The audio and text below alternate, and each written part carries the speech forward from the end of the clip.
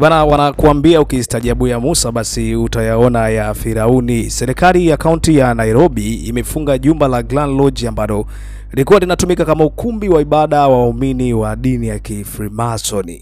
Najua itakuwa inashangaza sana kwa sababu hii dini bana inachukua matajiri wengi Afrika Mashariki na ulimwenguni kote, kama ambavyo taarifa mbalimbali zilikuwa zinazagaa. Sasa Afrika Mashariki, hiyo ukumbi ambao unapatikana katikati mwa mji kutokana na malimbikizo ya madeni, hivyo imepaswa kuweza kufungiwa kutokana na madeni ambayo yanadaiwa kufikia kiasi cha shilingi milioni 19 za Kenya.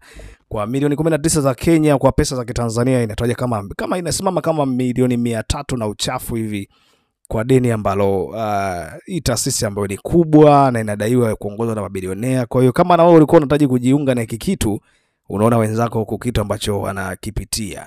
Operation ya utekelezaji iliongozwa na afisa wa afya Suzanne Silantoi, afisa mkuu ofisi ya gavana Priscilla Mahinda na afisa mkuu wa makazi bidada Lydia Matia.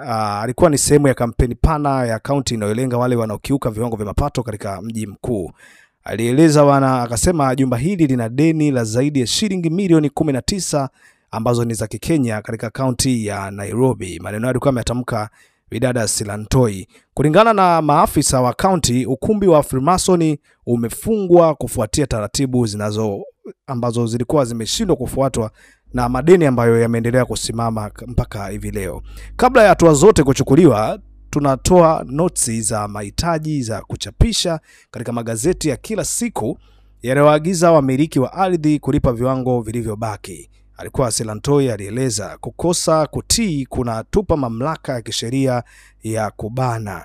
Afisa mkuu Lydia Matia alibainisha kuwa ingawa utekelezaji huo unaweza kuwasumbua wapangaji, sheria inaruhusu kaunti kukatiza huduma kwa wamiliki wa mali wasiofuata sheria. Bana, hii ni moja ya mada ambayo imechukua nafasi kubwa kule nchini Kenya mpaka hivi sasa, na tutajua itafika hatua gani. Kama ambavyo unaona kwenye video, maafisa wa serikali wakifika katika eneo sika na kuweza kufunga kabisa eneo lisiweze kutumika kabisa na hawa waumini wa dini ya Freemason.